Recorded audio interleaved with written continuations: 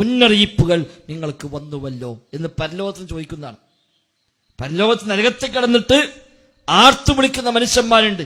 വഹും യസ്തരിഖൂന ഫീഹാ റബ്ബനാ അഖ്രിജ്നാ നഅമൽ സ്വാലിഹാ ഗൈറ അല്ലദീ കുന്നാ നഅമൽ അവലം നുഅമ്മിർകും മാ യതദക്കറു ഫീഹി മൻ തദക്കർ വജാഅകുമുൻ നദീർ. നരകത്തിൽ കിടന്നിട്ട് ആർത്തു വിളിച്ച് നിലവിളിച്ച് കരയുന്ന മനുഷ്യന്മാർ, റബ്ബേ ഒന്ന് രക്ഷപ്പെടുത്തി തരൂ, പുറത്തേക്ക് ഞങ്ങൾ അമൽ ചെയ്ത് തിരിച്ചു വരാം. ദുനിയാവെന്ന് പഴിച്ചുപോയി, അമൽ ചെയ്യാൻ കഴിഞ്ഞില്ല, ഒന്ന് മടക്കി തരൂ റബ്ബേ, ഒന്ന് പുറത്തേക്ക് രക്ഷപ്പെടുത്തു റബ്ബേ. നഅമൽ സ്വാലിഹാ, സ്വാലിഹായത് ചെയ്യാം. ഗൈറല്ലദീ കുന്നാ നഅമൽ, ചെയ്തിരുന്ന അമലല്ലാത്ത നല്ല അമലുകൾ ചെയ്യാം റബ്ബേ. അന്ന് ചോദ്യമുണ്ട്, അവലം നുഅമ്മിർകും മാ യതദക്കറു ഫീഹി മൻ തദക്കർ. ചിന്തിക്കുന്നവർക്ക് ചിന്തിക്കാവുന്ന പ്രായം നിങ്ങൾക്ക് ഞാൻ തന്നില്ലയോ? വേണമെങ്കിൽ ചിന്തിക്കാനുള്ള പ്രായമൊക്കെ കിട്ടിയല്ലോ. ഹദീസ് കാണാൻ 40 വയസ്സായി ജീവിക്കാൻ അവസരം കിട്ടിയാൽ പിന്നെ അയാൾക്ക് ഒന്നും പറയാൻ ചാൻസ് ഇല്ല. 40 വയസ്സുവരെ ഒരാൾക്ക് അവസരം കിട്ടി ജീവിക്കാൻ, ഇനി അയാൾക്ക് അള്ളാന്റെ മുമ്പിൽ ഒന്നും പറയാൻ ചാൻസ് ഇല്ല. കാരണം പൂർണ്ണ പക്വതയെത്തി 40 വയസ്സായാൽ. ചോരത്തളുപ്പ് കഴിഞ്ഞു, ഏറ്റവും പക്വമായ പ്രായത്തിലേക്ക് എത്തി. അത് എത്തിയിട്ട് ഇനി ഒരാൾക്ക് തൗഹീദ് മനസ്സിലായിട്ടില്ല, ഇനി അള്ളാനെ മനസ്സിലായിട്ടില്ല, എന്നാൽ എനിക്ക് അറിയില്ലായിരുന്നു റബ്ബേ എന്ന് പറയാൻ ഒരു ചാൻസും ബാക്കില്ല. അല്ലാത്തവന് ചാൻസ് ഉണ്ട് എന്നല്ല, ഇവന് പ്രത്യേകിച്ച് ഇവനൊന്നും പറയാൻ ഒരു അവസരം പോലും ഇല്ലാത്ത വിധം അവന് പൂർണ്ണ വളർച്ച, പൂർണ്ണമായ പക്വത റബ്ബ് നൽകി. വജാഅകുമുൻ നദീർ, മുന്നറിയിപ്പുകൾ വരികയും ചെയ്തു. പ്രായം തരിക മാത്രമല്ല, മുന്നറിയിപ്പുകൾ, വ്യത്യസ്ത രീതിയിലുള്ള മുന്നറിയിപ്പുകൾ വരും. ഇമാം ഖുർത്തുബിയൊക്കെ തഫ്സീറിൽ ഈ ആയത്തിനെ വ്യാഖ്യാനത്തിൽ വ്യത്യസ്തങ്ങളായ മുന്നറിയിപ്പുകളെ പരിചയപ്പെടുത്തുന്നുണ്ട്. അൽ മറദു വശൈബ് എന്ന് വരെ അദ്ദേഹം അതിൽ അവസാനം രേഖപ്പെടുത്തിയിട്ടുണ്ട്.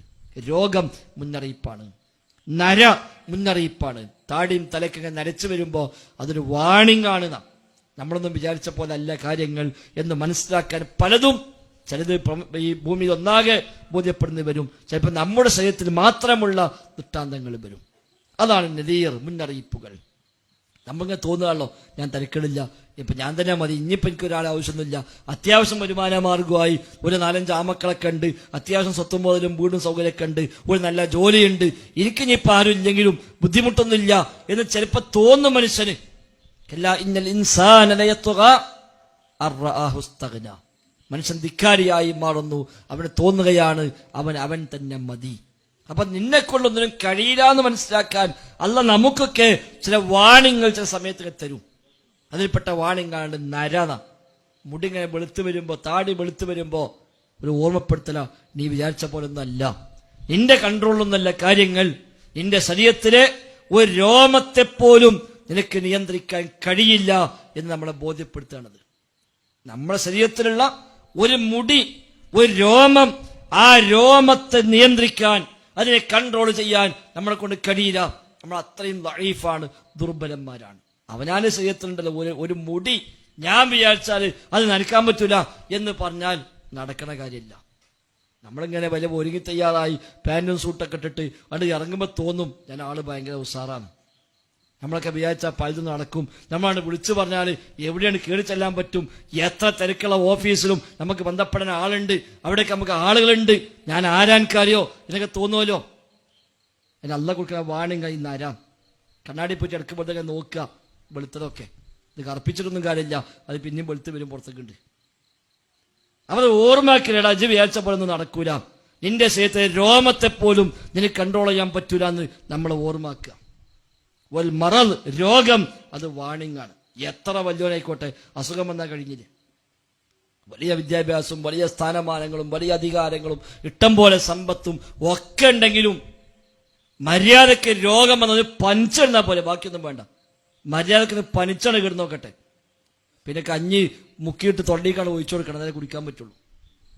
കക്കൂസ്ക്കാട് പോകണമെങ്കിൽ ഭാര്യ ഒപ്പം പോരണം, ബാതിൽ കുറ്റിടണ്ടാൽ ഇങ്ങോട്ട് ഞാൻ അവിടെ പുറത്തുനിന്നോളാം, ബാതിൽ കുറ്റിടണ്ട, അഥവാ തലഞ്ഞി വീണാലോ ബേജാറ്. ഞാൻ ആരാ എനിക്കറിയോ എന്ന് ചോദിക്കൂല. നമ്മൾ എത്ര വലിയവനായിട്ടും കാര്യമില്ല, നമ്മളെ ഊക്ക് അവിടെ കഴിഞ്ഞു, അത്രേ ഊക്കുള്ളൂ. നമ്മൾ എത്ര വലിയ സ്ഥാനത്തേക്ക് എത്തിയാലും ശരി, ഒരു രോഗം വന്നാൽ, ഒരു പനി വന്നാൽ ഞാൻ ഒന്നുമല്ല എന്ന് മനസ്സിൽ ബോധ്യപ്പെടും. അതുകൊണ്ട് നമ്മോട് രോഗിനെ പോയി കാണാൻ പറയും ഇടയ്ക്കൊക്കെ. രോഗസന്ദർശനം വലിയ മഹത്വമാണ്. എന്തിനാത്?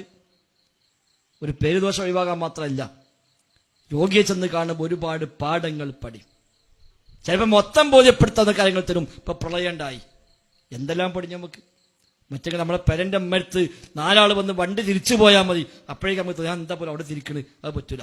പിറ്റേന്ന് ഇറങ്ങി 4 കല്ലൊക്കെ എടുത്ത് അവിടെ കല്ലൊക്കെ കുത്തി ഇവിടെ അങ്ങനെ തിരിക്കണ്ട. അവൻ തിരിച്ചാൽ നമുക്ക് എന്താ ഒന്നുമില്ല. എന്നാലും ഒരു അസൂയ. നമ്മളെ പറമ്പ് ഒഴിഞ്ഞെടുക്കുകയാണ്, അവിടെ ഒന്നും നശിച്ചു പോകാനൊന്നുമില്ല. എന്നാലും 4 വണ്ടിക്കാരൻ തിരിച്ചു പോകുമ്പോഴേക്ക് നമുക്ക് തോന്നുകയാണ് അങ്ങനെ ഇപ്പൊ തിരിച്ചാൽ ബുദ്ധിമുട്ടാൽ ശരിയാവില്ല. അവിടെ 4 കവുങ്ങ് എന്തെങ്കിലുമൊക്കെ ഒരു കൊള്ളിയോ ഒരു കല്ലോ എന്തെങ്കിലും അവിടെ കുത്തിയിട്ടെങ്കിലും അവിടെ തിരിച്ചു പോകണ്ട, വേറെ പോയി തിരിച്ചോട്ടെ. ഇതല്ലേ നമ്മളെ മനസ്സ്.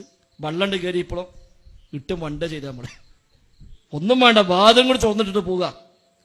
ജനലും വാദമേ തുറന്നിട്ടിട്ട് ജീവനം കൊണ്ട് ഓടുക. പിന്നെ രാവിലെ വന്നൊക്കെ എന്താ മട്ടം, വെള്ളം കയറാണോ ഇറങ്ങാണോ ഒന്നും ചെയ്യാൻ വയ്യ. തങ്ങന്മാരടക്കം അടക്കി പരിപാടി പോയി, എല്ലാവരും പോയി, എല്ലാവരും വരിക്കും വെള്ളം കയറി. മറ്റൊരു പ്രയാസം വന്ന് അവിടെ പോയാൽ പറയാ ഓലടക്കം കംപ്ലീറ്റ് ഒഴിവാക്കി അവിടുന്ന് വണ്ടി കഴിച്ചിലായി. പിന്നെ ഞാൻ നോക്കുക വെള്ളം ഇറങ്ങുന്നുണ്ടോ. ചില പാഠങ്ങൾ സഹോദരന്മാരെ അതിലൊക്കെ ഉണ്ട് എന്നാണ്. ചില പാഠങ്ങൾ ഒരു മനസ്സിലേക്ക് കൂടെ വയ്യെടുക്കാൻ സമ്മതിക്കൂല, അതിനോട് പോകാൻ സമ്മതിക്കൂല. അങ്ങനെയൊക്കെ ഉണ്ട്. 4 ഭാഗം മതിൽ വെച്ച് ഗേറ്റും വെച്ച് പൂട്ടിയിട്ട് നമ്മൾ മതി വേറെ ആരും വേണ്ട എന്ന് പറഞ്ഞ അയൽവാസിക്ക് വരെ ഒരടി വിട്ടുകൊടുത്ത പോലെ റോഡിട്ടും പക്ഷെ കൊടുക്കൂല.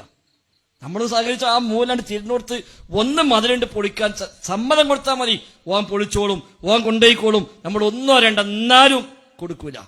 ഇങ്ങനെയൊക്കെ കിബിറേറ്റ് നടന്നിട്ട് അവസാനം വള്ളണ്ട് കയറുമ്പോൾ ഒക്കെ നോക്കിക്കല്ലാതെ ഒന്നിട്ട് മതിലും പൊളിഞ്ഞു, ഗേറ്റും പൊളിഞ്ഞു, പരിയും പൊളിഞ്ഞു, എല്ലാം പോയി, ഒന്നും ചെയ്യാൻ പറ്റില്ല. ഇന്ന് ക്യാമ്പിൽ പോയി കുത്തിരിക്കാൻ മനുഷ്യന്മാര്. അപ്പൊ സഹോദരന്മാർ, ചില പാഠങ്ങൾ തിരിച്ചറിവുകൾ ഇതൊക്കെ ഉണ്ടാവണം. നമ്മുടെ ദൗർബല്യം ഞാൻ ഒന്നുമല്ല എന്ന് തിരിച്ചറിഞ്ഞിട്ട് എന്റെ റബ്ബ്, ആ റബ്ബിന്റെ കൺട്രോളാണ് എല്ലാ സംഗതികളും പോകുന്നത്.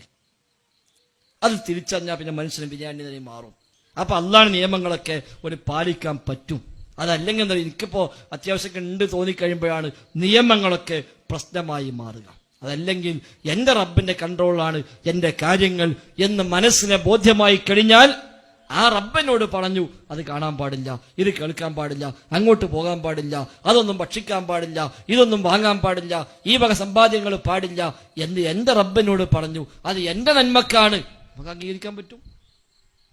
അല്ലെങ്കിലോ ഈ നിയമങ്ങളൊക്കെ നമുക്ക് ഭാരമായി എന്താപ്പത് ഇങ്ങനെ, ഇതൊരു മുസ്ലിമായി കുടുങ്ങിയോ എന്നൊക്കെ ചിലപ്പോൾ തോന്നിപ്പോകും.